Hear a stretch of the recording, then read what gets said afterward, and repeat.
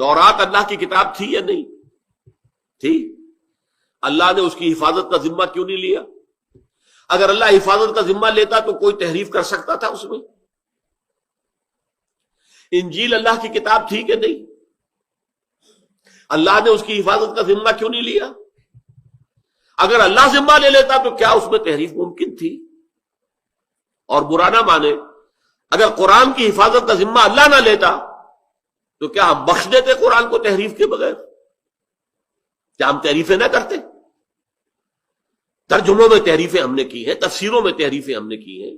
یہ متن صرف ہے جو محفوظ ہے، اس میں ہم کچھ نہیں کر سکتے. لا یاتیہ الباطل من بین یدیہ ولا من خلفہ، باطل حملہ آور ہو ہی نہیں سکتا اس پر، نہ سامنے سے نہ پیچھے سے، اس لیے کہ اس کی حفاظت انا نحن نزلنا الذکر وانا لہ لحافظون، ہم نے ہی یہ ذکر نازل کیا، ہم ہی اس کے محافظ ہیں.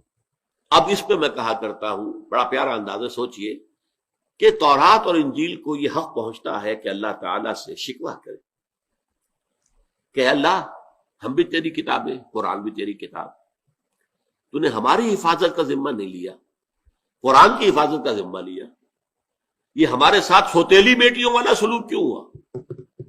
حق ہے کہ نہیں؟ شکوے کا حق ہے؟ جواب کیا ہے؟ بھئی ابھی تمہارے ذریعے سے ہدایت مکمل ہوئی ہی نہیں تھی، یہ تو انٹرم پیریڈ کے لیے ہدایات تھیں جو ہم دے رہے تھے، انسٹرکشنز. یہی وجہ ہے کہ تورات کے لیے اہم ترین شے کیا ہے؟ 10 کمانڈمنٹس، 10 احکام، احکام عشرہ. ابھی انسان اس ذیلی سطح پر حکم دے دیا جائے یہ کرو یہ نہ کرو، یہ حکمت سکھانا کہ یہ کیوں کرو، کس لیے کرو، اور یہ کیوں نہ کرو، اس میں کیا قباحت ہے، یہ ابھی تم اس کے قابل نہیں ہوگے، تم اس کی حکمت سمجھو. ابھی تم تاریخ پڑھو، فلسفہ تاریخ جو ہے تمہارے سمجھ میں آنے والی بات نہیں ہے. اس اعتبار سے احکام آتے رہے، ہدایات آتی رہی، یہاں تک کہ انسان بالغ ہو گیا ذہنی اور نفسیاتی اعتبار سے، تو ہم نے اپنا آخری کلام نازل کر دیا، مکمل ہدایت الہدیٰ، اور اس کی حفاظت کا ذمہ لے لیا.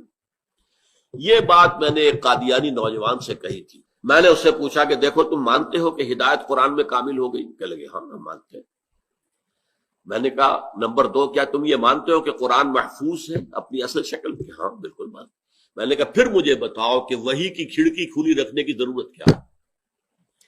اللہ کوئی عمل جو ہے عبث نہیں کرتا. ربنا ما خلقت هذا باطلا افحسبتم انما خلقناکم عبثا، بیکار نہیں کام. اگر ہدایت قرآن میں کامل ہو گئی تو وہی جاری رکھنے کے لیے دلیل کیا؟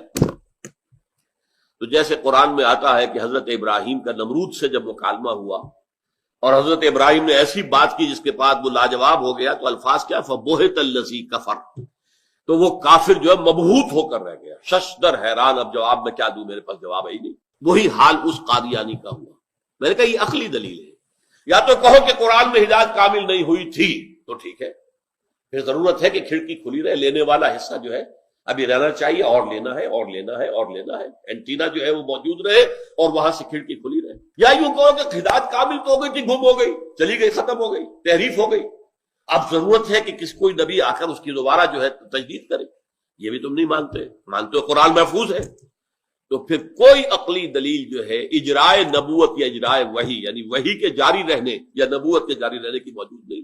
اسی طرح دوسری چیز، جیسے انسان کا ذہنی معاملہ جو ہے ارتقاء پذیر رہا، اس کی فلسفیانہ سوچ جو ہے وہ رفتہ رفتہ ترقی کرتی رہی، یہاں تک کہ آج سے 1400 برس قبل، اور یہ فلسفی مانتے ہیں کہ وہی دور ہے جب کہ انسان کی فلسافیکل تھاٹ جو ہے انسان کا وہ اپنے عروج کو پہنچ گیا. 600 قبل مسیح سے شروع ہو کر 600 بعد مسیح تک، یہ 1200 برس مانے جاتے ہیں ہسٹری آف فلسفی میں موسٹ پروڈکٹیو ایرا. اسی میں سارے مذہب پیدا ہوئے، اسی میں سارے فلسفے پیدا ہوئے، اسی میں گوتم بدھ ہے، اسی میں کنفیوشس ہے، اسی میں سقراط ہے، بقراط ہے، جو بھی ہے سب اسی میں، اسی میں عیسیٰ بھی ہے. اور اسی میں آپ کو معلوم ہے پھر آخری درجے میں جب وہ 600 برس پورے ہو گئے، 600 قبل مسیح سے 6 سے بعد مسیح تک، تو 610 میں پھر قرآن کی تنزیل شروع ہوئی، محمد الرسول اللہ صلی اللہ علیہ وسلم.